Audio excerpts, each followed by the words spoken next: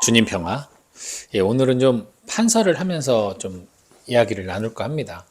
여러분, 탈출기 이야기는 대부분 알 거예요. 왜냐하면 신자 아닌 분들도 모세를 알기 때문에 십계라던가 이집트의 왕자라던가 이런 영화를 통해서 애니메이션을 통해서 접해보신 분들이 있잖아요. 그러다 보니까 뭐 홍해를 가르고 뭐 여러 가지 기적을 베풀고 십계명을 부시고 이런 거 기억을 하실 거예요. 이제 그 탈출기가 일어나게 된 배경은 그 이전에 이집트 대기근 때 그 근동 지방이 다 기근이었어요. 그럴 때 이제 요셉이 하느님의 섭리로 형들에 의해서 이집트로 팔려왔다가 거기에서 이제 총리가 돼요.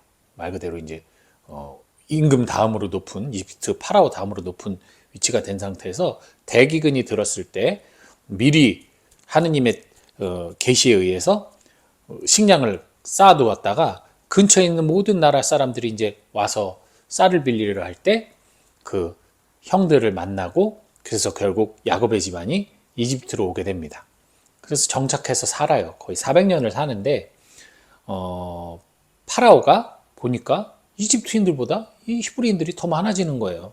너무 불안하니까 불안하죠. 이러다가 이게 이집트의 나라가 아니라 히브리인의 나라가 될 것 같으니까 그들의 아이들을 사내 아이들은 죽여버리고 그들을 노역을 시키기 시작하죠.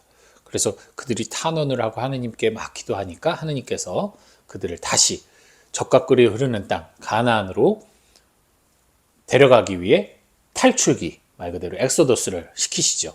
모세가 그 히브리인들을 데리고 홍해를 건너 갑니다. 이제 가는데 이제 여기가 이집트라고 치면 가나안이 여기 있어요. 여기 가나안은 이제 지금의 이스라엘 지역이겠고 이집트가 있고 여기 홍해를 건너서 이렇게 갑니다. 근데 13일 만에 도착을 해요. 근데 이곳에 젖과 꿀이 흐르는 땅이고 풍족하고 사람들도 무서워 보이고 하니까 이들이 겁을 먹고 돌아갑니다. 그러면서부터 그 불신으로 인해 40년간 광야에서 뺑뺑이를 돌기 시작을 해요. 40년간 뺑뺑이를 돌기 시작합니다. 40년 동안 여기에서 탈출했던 세대는 다 죽고 새로운 세대가 이제 가나안으로 들어가요. 모세도 들어가지 못합니다. 모세는 가나안 땅만 보고 돌아가세요. 여호수아가 이제 가나안으로 이끕니다. 아무튼 이 40년의 광야 생활, 이때 이들이 어떤 짓을 저지르냐면 하나님께 막 이제 원망을 하고 왜 우리를 여기 데리고 나와서 이 광야에서 이렇게 고통스럽게 하냐, 괴롭게 하냐. 이집트에서 살 때는 고기도 먹고 좋았는데 하면서 하느님을 원망을 해요. 그러다가 여러 번 하느님한테 혼도 나죠. 근데 정말 중요한 건 여기선 종살이를 했어요. 노역을 하고 종살이를 하고 막 사내 아이는 살해를 당하고 너무나 비참한 생활이었는데 이들이 이 생활을 그리워했다는 거예요. 너무도 황당한 이야기죠. 광야가 힘들다고 이 생활을 그리워했다는 거예요. 죽음의 바다, 홍해를 건너갔어요. 이거 못 건너갔으면 이집트 군대들이 쫓아왔었기 때문에 몰살을 당할 수도 있는 상황이었는데 이 바다를 갈라 탈출을 시켰어요. 구원해 주신 하느님인데 이들이 그 하느님을 원망하고 다시 이 바다를 건너 이집트로 가고 싶다라는 얘기를 하고 있다는 거죠. 너무나 황당한 얘기죠. 그래서 그 세대는 모두 죽고 그 원망하던 세대, 그 이집트로 돌아가고 싶어 하던 그 세대는 결국 이 광야에서 생을 마감하고 새로운 세대가 약속의 땅 가나안으로 들어간다. 이게 탈출기의 골자인데요. 오늘 복음이 딱 이 이야기예요. 오늘 복음의 핵심이 이거죠. 진리가 너희를 자유롭게 하리라.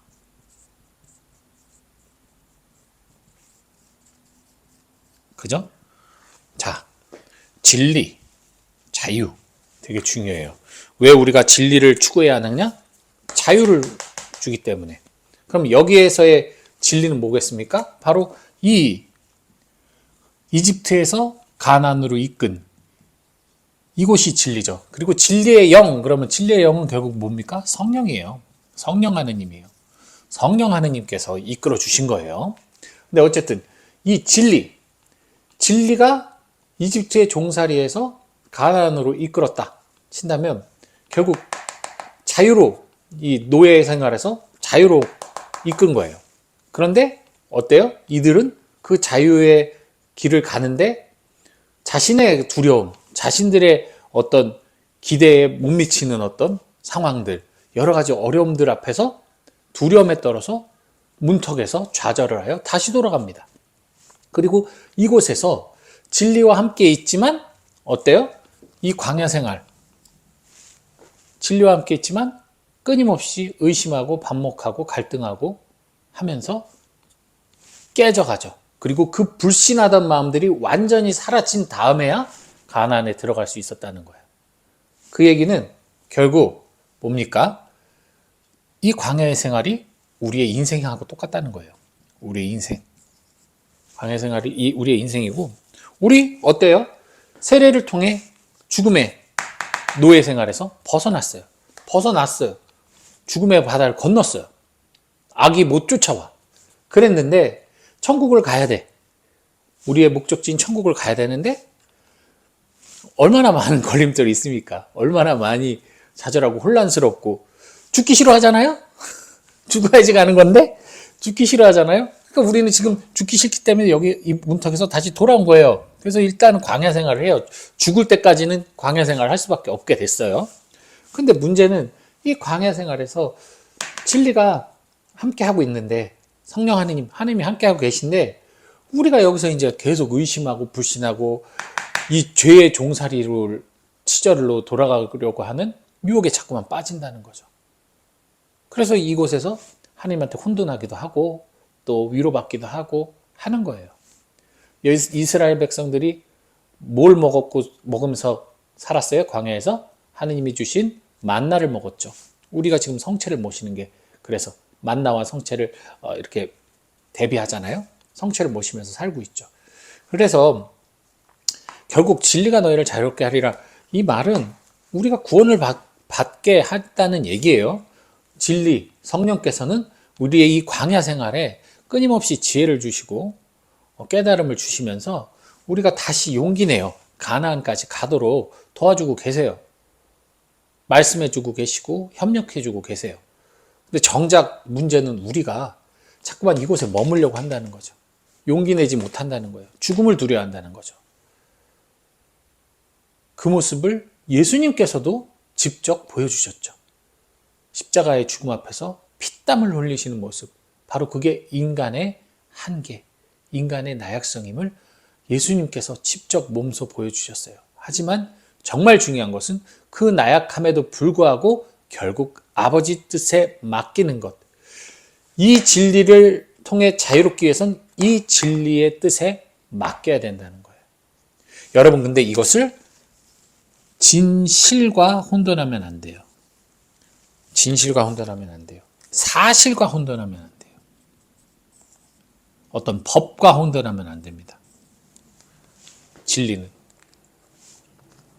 이것이 이렇게 진실, 사실, 법적으로 이해가 되는 순간 자유가 아니라 새로운 이집트가 생겨날 거예요. 새로운 속박이 생겨납니다. 새로운 굴레의 노예가 되는 거예요. 우리는 하느님의 울타리 안에 있어야 되지 그 이외의 어떠한 굴레에도 속아선 안 됩니다. 그런 순간 우리는 자유가 박탈당해요. 여러분들이 생각하는 자유는 다른 자유일 수도 있겠지만 이 자유는 그 자유입니다. 육신의 한계를 넘어서서 영원한 생명으로 이르는 것. 이것이 우리의 진짜 자유죠. 지금 우리는 자유로운 사람들이 아니에요. 왜? 광야의 삶을 살고 있기 때문에. 그래서 여러분들 히브리인들의 그 방황과 고민들 그리고 거역하는 역사들을 보면서 오늘 이 유대인들이 예수님한테 우리는 아브라함의 후손으로 노예생활, 종생활 한 적이 없습니다. 거짓말이죠. 종생활 했잖아요. 유배도 얼마나 많이 당했는데 없긴 뭐가 없어요. 우리도 마찬가지입니다. 신앙인으로서 우리가 뭐 자유롭게 살고 있고 그런 것 같지만 사실 우리는 세상의 노예처럼 많은 유혹에 빠지고 넘어지고 다치고 있습니다. 그러니 주님께 그 은총을 청하면서 용기 내어 이 광야의 길을 끝까지 걸어가는 사람들 되셨으면 좋겠습니다. 10분 강의 끝!